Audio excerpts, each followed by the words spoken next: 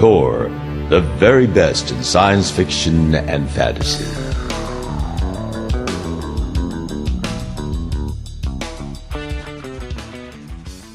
Hi, I'm Gorinsky, an editor at Tor Books.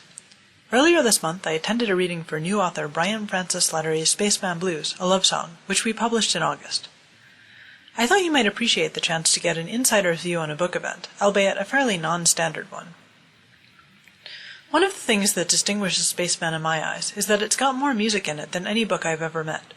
There's some kind of soundtrack permeating nearly every scene of the book. So Brian decided that the best way to get this across was to do a reading backed by some of New York City's finest musicians. But we're getting ahead of ourselves. Before an intense event, it is absolutely crucial that you fortify yourself with dinner. We did so in Tacos Nuevos, Mexico, a taqueria a few blocks away from the venue. Dinner was attended by Brian, his parents, Charlie Shaw, who plays drums, upright bass, and guitar with the Wicked Messengers and the Whiskey Rebellion, Rima Fond, who plays violin for Luminescent Orchestra and the Bindlestiff Family Circus Band, and tour publicist Leslie Henkel. While we ate, we talked about food. We all agree that veal brains are not. No, we're not doing We're that. not doing veal brains. Nice. No organs. Yeah, no organs. Muscle only. Music. Apparently, people in Ithaca will dance to anything. Because when I was playing in bands in high school, they would just people would go nuts all the time, and I got so spoiled by that. And I go somewhere else, and they people would be saying, what is wrong with you people? You're gonna have fun or what? Then I realized it was kind of more of an Ithaca thing, that people are just looking for an excuse to get up and dance around thing. You will dance to anything. You'll dance to if I put on my turn signal, you'll dance to it. And Brian's early writing career. Was it your mom or your dad who asked you, can't you write anything normal? That would have been my mom. Write anything normal. No, the quote was, why can't you write a real story? Oh, I think you said that on No, the I said, panel. what happened to those stories? Well, when he was little, he'd always write the best stories. I mean, really, and he developed characters, and it was talked about relationships. And when he was young, we always wondered, how did he know so much about relationships? I don't know how you did. You should have had one of those stories. Yeah. A raffle. Yeah, why did I forget about all of that? I know. But you always loved writing. Your first grade teacher saved a book for me, called me, and wrote a story about cats. And you're not particularly crazy about animals, but you wrote that story about cats. This is what you write your parents out to dinner with. Did the cat die in the end? No, they were playing, they were swinging on, flying Yeah. You got it for dinner, Charlie. Not much in the way of dramatic attention, I don't think. The only time I've ever had it. You always used to like to write. And everything you wrote was clever, kind of. We got a postcard sent it to a camp he hated, and it just said, a note on it, we had a dance, I didn't. Love, Brian. Something very cryptic, short, descriptive.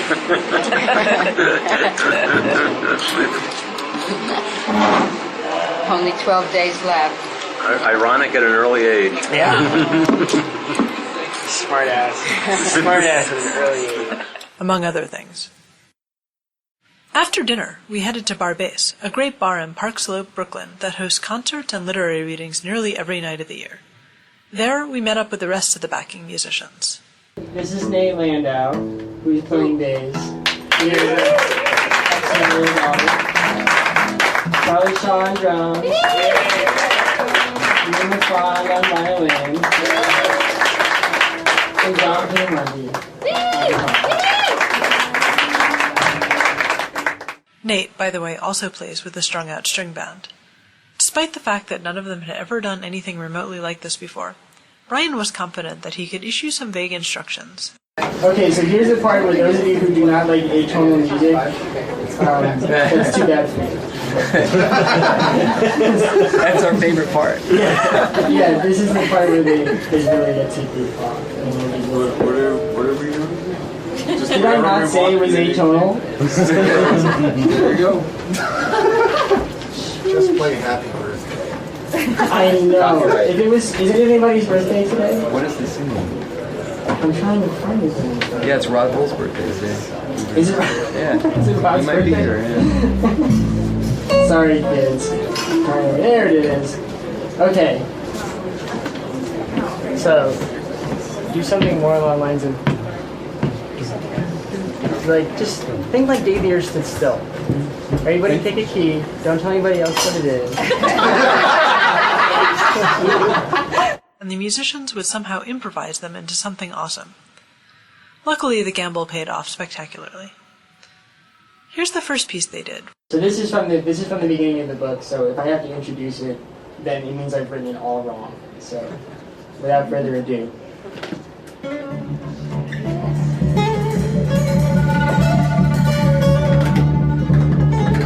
It is his last day, and by 6 in the morning he is already drinking inside of ice cream that been flame, like he's ready to explode.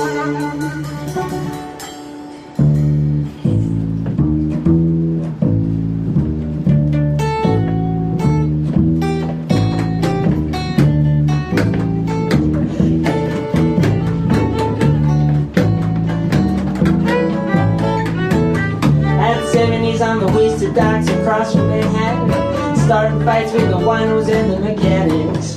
By 8:30 he's up in Washington Heights, playing dominoes on a fire hydrant. Some kids are getting ready to crack open with a sledgehammer, because it's so damn hot, and the Hudson's so dirty, and the ocean is too far away. By noon he's been thrown out of 13 bars. He gets hit by a bus, gets drunk again with some boys in Spanish Harlem, bottom to the chata out of the static review. The afternoon he spends smoking sweet tobacco and watching old movies in Arabic with the Egyptians in Astoria. He kisses Darlington in an Egypt cafe and whispers something in his ear. Then he rides the G-Bag into Brooklyn, hops streets to Brighton Beach, where it's getting dark and the families are getting ready to go home. The men on the boardwalk tired of the vodka, chase women and eat boiled eggs, and he goes from club to club until the Russian mafia he's leaving, and he won't bother them anymore. By dark his face up on the pier at Coney Island, watching the first suns flare in the sky, the first stars of summer. After that real time when the baby breaks and all is quiet, like the city is taking a breath, swelling the land of the wind, divert the water in the river and the beat of faces. Father that secret places, then in his hands, and all there was was his returns. All there was was Sturgeon's back into his legs, settles and works quiet, and they find out what we go making on with all these vanishes. Minor, boys. Make it nice and minor. Ready? No, we're not done yet. Same rhythm but minor? Faster and minor. Faster and minor. Go! 1, 2. Yeah. Yeah. Yeah. For 26 hours, nobody knows he's gone.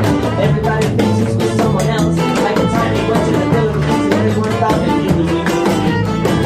He never answers his telephone anywhere they say. He tells people to call so he can never ring 20, 30 times. He has a phone from the 60s with a fire alarm bell and it looks like he's sleeping. Then his apartment explodes, blows apart the outside wall. The breaks, plastic, timber, and glass, burnt paper, shredded clothes in the street. But he's the rest of the night standing on the ledge. The news spreads in the wild and the circle of shock. People are talking about it up and down the street. Voices traveling across the air and over wide. He's gone, he's gone. And goes out in letters. Words flashing across river and screens. It's going by planes in the sky.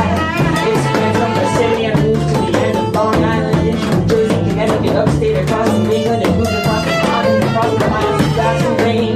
You're riding the tides of the Rockies, down to the desert, to dense forests, and to the opposite shore. We're landing on a shortwave radio to the place where the next reporter calls it the Western. In the hills and eastern Europe, still split between knife points and rusted rifles on the shores of Angola. They wail at the ocean, beat their feet into the sand, into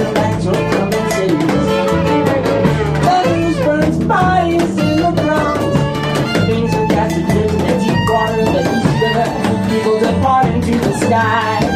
There are means of training systems and coded signals broadcasted to flight patterns and birds. Machines slur, or describe in action. Frequencies only subterranean people can be contradict in the places that men will love. They want to know what happened. They want to understand. But being the kind of people they are, all that want to turn to the bar. In a story of Egypt cafe, jammed to the ceiling. People walk over other people and get inside. They spill out onto the street in front of the laundromat. They raid the delis and liquor stores and close down Steinway.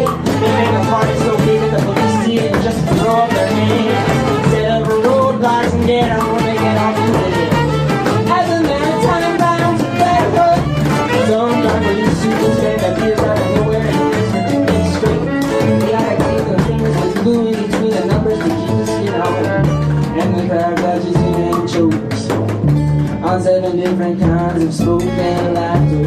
They pour beer and whiskey all over each other and break it in bubbles. The place runs out of alcohol after 18 hours, but people can bring in more. They toast their blood again and again, wish they died that you were still here. They end up in the water of the harbor, holding their drinks high, and setting them on fire until the end of the 7th day goes by. And they go to sleep in the street. They go home in the blind drag. They pass out in subway cars and wake up feeling like their brains are cutting. They go home together and wake up naked to each other. Their furniture upended, dishes broken, sheets ripping and long shreds. Clothes plastic sung out to the ceiling. Bring it down, bring it down. Yeah. And Wendell Apogee weaves home, alone in the dark. Through the cheers and the falling confetti, the flash and the bang and fireworks, all the way back from Red Hook to Astoria, where the crowd is dead from dancing. And he goes to his apartment, opens the window to the stifling summer air, drenches himself in freezing water, and then falls on the floor and cries.